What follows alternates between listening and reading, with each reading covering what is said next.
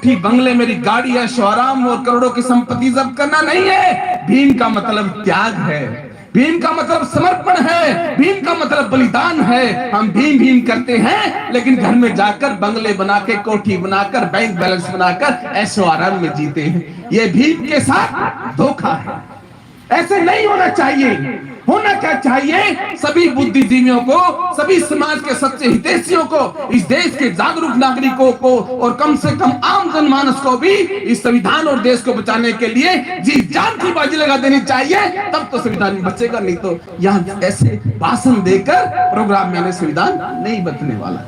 उसका एक ही रास्ता है। मैं आई थिंक अपनी बात को कम शब्दों में ही समाप्त करना चाहता हूं, बोलना लंबा चाहता था।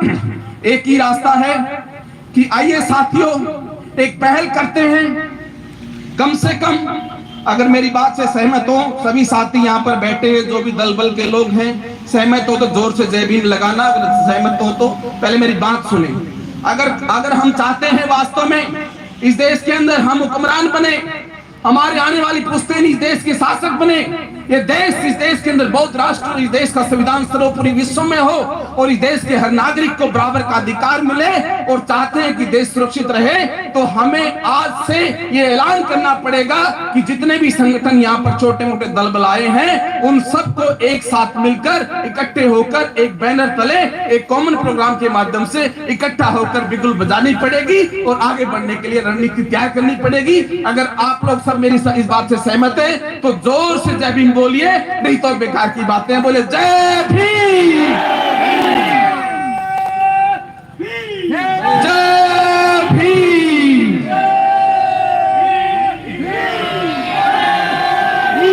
इसके लिए हम लोगों को, जो वास्तव में जो पॉलिटिकल पार्टीज हैं, जो राजनीति करते हैं, उन लोगों को चुन चुन कर ऐसे लोगों को पार्लियामेंट और विधानसभा में भेजें जो मिशनरी लोग हैं, जो बिके नहीं, डरे नहीं, झुके नहीं, किसी कीमत पर भी संविधान और देश के साथ, बाबा साहब साथ गद्दारी ना करे। वो आपको राजनेता चुनने पड़ेंगे, ऐसे मिशनरी पैदा करने पड़ेंगे जो हर हाल में इस देश की मूल निवासी संस्कृति के हितैषी हैं। वो दोगला चरित्र नहीं चलेगा।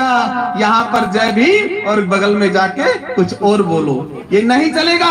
ये आर पार की लड़ाई का समय है, ये समय है आंदोलन का, ये समय है आपके टेस्ट का कि आप किस दिशा में जाना चाहते हो। फैसला तो आप लोगों ने लेना है। और हमारे जैसे बुद्धिजीवी लोग, हमारे जैसे इंटेलेक्चुअल लोग, जो साधन संपन्न भी हैं, हर तरीके से हम संपूर्ण हैं।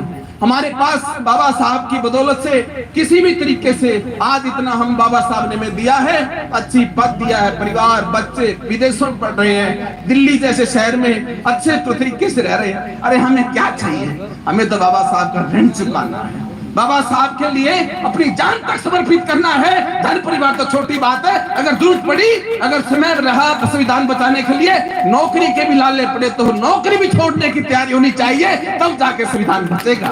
ऐसे संविधान बचने वाला नहीं है। डायर जो न कायर और डरपोक लोग, स्वार्थी और अभिमानी लोग कभी देश का, समाज का हितैषी नहीं बन सकता।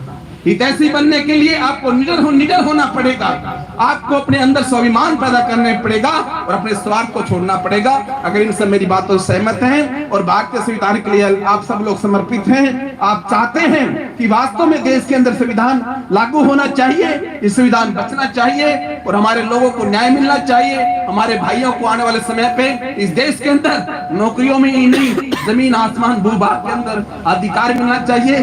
तो आइए आज प्रण लेते हैं कि हम सब लोग अपने विवाद, अपने मतभेद, अपने अहम और वहम को छोड़कर, अपने स्वार्थ को छोड़कर, बीवी बच्चों घर परिवार को भी किसी भी कीमत पर लगाकर इस देश की रक्षा करेंगे, इस संविधान को बचाएंगे। क्योंकि देश हमारा है, इस देश के मूल निवासी हैं, इस देश के शासक रहे हैं। लेकिन कहने से नहीं होगा, करना पड़ेगा, बलिदानी देनी पड़ेगी। तो साथियों, इन सब बातों में ज्यादा नहीं बोलूंगा। आप सबका बहुत बहुत साधुवाद। जय भीम, नमो बुद्धाय। जनवरी में फिर मिलेंगे आप लोगों के साथ में, एक दिल्ली में कार्यक्रम रखेंगे। मैं 2014 में जोधपुर में आया था, अब 23 में जोधपुर में आया हूँ।